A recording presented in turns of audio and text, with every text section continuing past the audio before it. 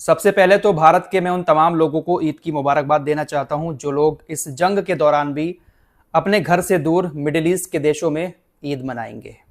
आप सभी को ईद की बहुत बहुत मुबारकबाद।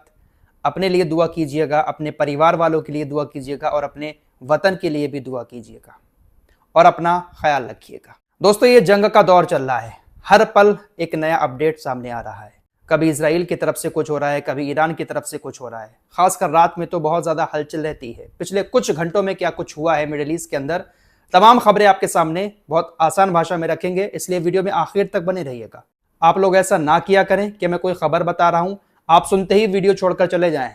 आप कहें ये खबर तो मैं सुन चुका हूं। हम अपने वीडियो में सिर्फ एक अपडेट नहीं देते हैं, बल्कि बहुत सारे अपडेट कुछ घंटों के मिलाकर एक ही वीडियो में आपको बताने की कोशिश करते हैं, तो वीडियो आखिर तक जरूर देखा करिए। फिलहाल सबसे पहले आपको एक बड़ी खबर बता दूं, अमेरिका का घमंड आज तक जो कोई नहीं तोड़ पाया वो ईरान ने तोड़ दिया। अमेरिका के पास एक लड़ाकू विमान है F-35। अमेरिका को अपने इस लड़ाकू विमान पर बहुत ज्यादा घमंड है। दुनिया का सबसे ताकतवर लड़ाकू विमान, आज तक इसको कोई भी हिट नहीं कर पाया था। आज तक इस विमान पर एक भी हमला नहीं हुआ और कभी भी इस विमान ने कहीं पर भी कोई इमरजेंसी लैंडिंग नहीं की। लेकिन ईरान ने पहली बार इतिहास रचते हुए अमेरिका के F-35 लड़ाकू विमान पर हमला कर दिया। ईरान की कोई मिसाइल, कोई रॉकेट या फिर कोई गोली ने इस पर हिट किया, जिसके बाद इसको इमरजेंसी लैंडिंग करनी पड़ी। यह बात अमेरिकी मीडिया की तरफ से बताई गई है कि इमरजेंसी लैंडिंग हुई है। हालांकि ईरान की तरफ से दावा किया जा रहा है कि हमने टारगेट करके F-35 विमान को मार दिया है। अमेरिका दावा कर रहा है कि सेफली लैंडिंग मिडिल ईस्ट के किसी देश में अमेरिका ने अपने ठिकाने पर की है।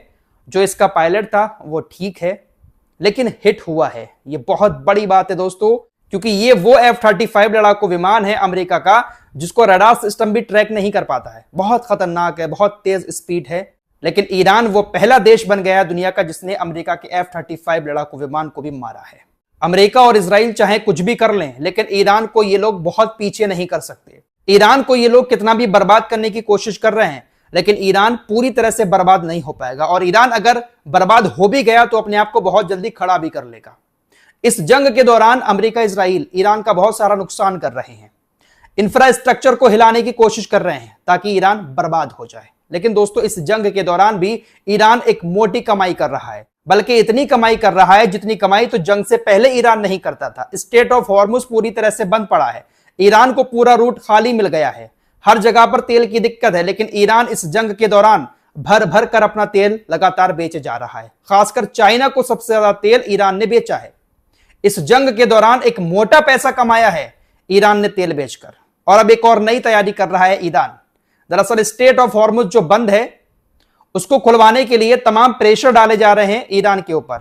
अब ईरान अपनी पार्लियामेंट में एक बिल लेकर आने वाला है और उस बिल को संसद में रखकर पास कराने की कोशिश की जाएगी। दरअसल ईरान एक ऐसा बिल लेकर आ रहा है जिसके मुताबिक स्ट्रेट ऑफ हॉर्मुज से जो जहाज गुजरेंगे उनको अब एक टोल टैक्स देना होगा।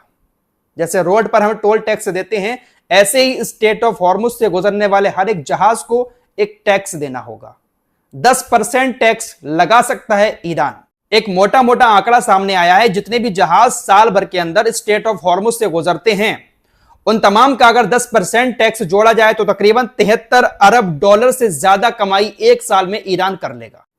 और ईरान ये इसलिए कर रहा है क्योंकि ईरान को अमेरिका और इजराइल ने हमले करके जो नुकसान पहुंचाया है उस नुकसान की भरपाई जल्द से जल्द ईरान की हो सके, इसलिए ईरान ये टैक्स लगाने पर विचार कर रहा है। कमा अभी भी रहा है ईरान तेल बेचकर, और अगर टैक्स लगा देता है तो ईरान का जो नुकसान हुआ है इस जंग में वो बहुत जल्दी पूरा हो जाएगा। फिलहाल अभी ऑफिशियली डिक्लेयर नहीं किया गया, लेकिन 10% टैक्स लगाने की बात ईरान की तरफ से की जा रही है। आइए अब आप लोगों का एक सस्पेंस भी खत्म कर देता हूं। बेंजामिन नेतन्याहू जिंदा है या मर गया, पिछले 10-15 दिन से यही सस्पेंस बना हुआ है। बहुत सारी वीडियोस दिखा दिखाकर साबित कर रहा है कि भाई मैं जिंदा हूं, मैं जिंदा हूं, लेकिन फिर भी उसमें लोग बहुत सारी कमियां निकाल कर कह रहे थे कि ये एआई वीडियो है। फिलहाल बेंजामिन नेतन्याहू जिंदा है दोस्तों। जब मैं इस वीडियो को रिकॉर्ड कर रहा हूं, इससे तकरीबन 2 घंटे पहले ही बेंजामिन नेतन्याहू ने विदेशी पत्रकारों के साथ एक प्रेस कॉन्फ्रेंस की है। जी हां, रिकॉर्डेड वीडियो नहीं, लाइव प्रेस कॉन्फ्रेंस। विदेशी पत्रकार बैठे हुए थे, उन्होंने बेंजामिन नेतन्याहू से बहुत सारे सवाल भी किए, उसका जवाब भी बेंजामिन नेतन्याहू ने दिया। बेंजामिन नेतन्याहू ने प्रेस कॉन्फ्रेंस शुरू करने से पहले यही कहा कि सबसे पहले मैं आप लोगों से कह देना चाहता हूं कि मैं जिंदा हूं। नेतन्याहू ने ईरान को लेकर कहा कि हमने बहुत सारे नेताओं को उनके मार दिया है, ये बहुत पीछे चले गए हैं, एक बार फिर से अगर ये सत्ता को उसी तरह से चलाने की कोशिश करेंगे तो फिर से हम इनके ऊपर वैसे ही हमले करेंगे। हमने इनको पूरी तरह से तबाह कर दिया है।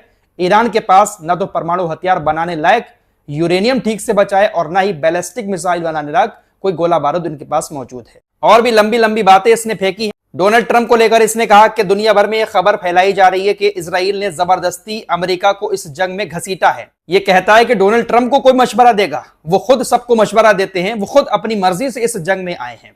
हमारा टारगेट जो है वो ईरान के लोगों को आजादी दिलवाना है। ईरान के लोगों को आजादी दिलवाने के लिए ईरान के ही आम लोगों को ये लोग मार रहे हैं। इस तरह से आजादी दिलवाएंगे ये लोग। फिलहाल महिलाओं की जो टीम ऑस्ट्रेलिया खेलने गई थी, मैंने आपको बता दिया था कि वो लोग आ चुकी हैं ईरान के अंदर। वो लोग आए, उनका बहुत जबरदस्त स्वागत किया गया। अमेरिका ने बहुत ज्यादा कोशिश की दुनिया में बदनाम करने की ईरान को कि ये लोग अपनी महिला टीम को मार देंगे, क्योंकि इन्होंने राष्ट्रीय गान नहीं गाया ऑस्ट्रेलिया के अंदर। फिलहाल महिला टीम आ चुकी है ईरान, स्वागत किया गया और अब उनके पोस्टर भी बड़े बड़े लगाए गए हैं स्वागत में। साथ ही साथ एक पूरा पब्लिक प्रोग्राम किया गया था जिसमें बहुत सारे लोग इकट्ठा थे। महिला खिलाड़ियों ने बाकायदा खड़े होकर राष्ट्रीय गान भी ईरान का गाया। पूरे सम्मान के साथ उनको लाया गया और अब उनको इज्जत भी दी जा रही है। दोस्तों, इस जंग के दौरान आपने एक बात और सुनी होगी, फॉल्स फ्लैग ऑपरेशन। ये फॉल्स फ्लैग ऑपरेशन क्या है?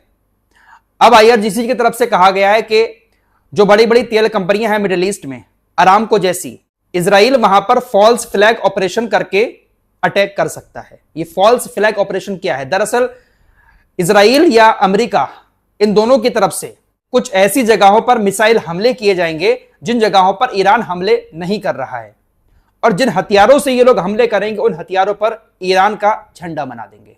एक झूठा झंडा बनाकर हथियारों पर ये उन जगहों को टारगेट करेंगे जिन जगहों पर ईरान हमले नहीं कर रहा है, और उसका इल्जाम फिर ईरान के ऊपर लगाएंगे। मस्जिद अक्सा को लेकर भी बहुत सारी खबरें चल रही हैं कि वहां पर भी इजराइल फॉल्स फ्लैग ऑपरेशन चलाकर मिसाइल गिराएगा और इल्जाम सीधा ईरान के ऊपर लगाएगा।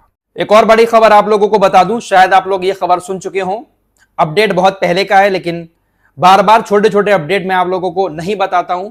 मेरी कोशिश रहती है कि एक ही वीडियो में कुछ घंटों के अपडेट आप लोगों को बहुत आसान भाषा में बताए जाएं।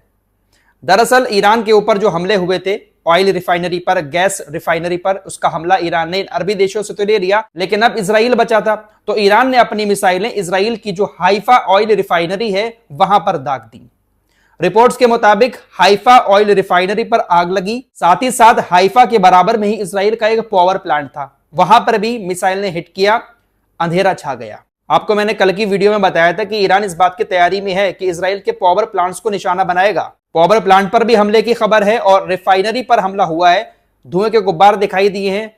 हालांकि इजराइल की तरफ से कहा गया है कि किसी को कुछ नहीं हुआ है, सब लोग सही सलामत है। इमरजेंसी टीम आकर वहां पर सब कुछ आग बुझाने में लगी हुई है, किसी की मौत नहीं हुई है, कोई घायल नहीं हुआ है। लेकिन एक खबर यह भी आई है कि वहां पर जो मीडिया है उसको पूरी तरह से सेंसर कर दिया गया है। अगर इजराइल मीडिया को सेंसर ना करे तो इजराइल की पूरी दुनिया में थू थू हो जाएगी। फिलहाल इजराइल की तरफ से, इजरायली नेताओं की तरफ से दिखावे के तौर पर दुनिया भर के मुसलमानों को ईद की मुबारकबाद दी जा रही है। शैतान क्या कहूं यार। इस रिपोर्ट में इतना ही, कुछ और खबरों के साथ फिर हाजिर होंगे। अपना ख्याल रखिएगा। अल्लाह हाफिज।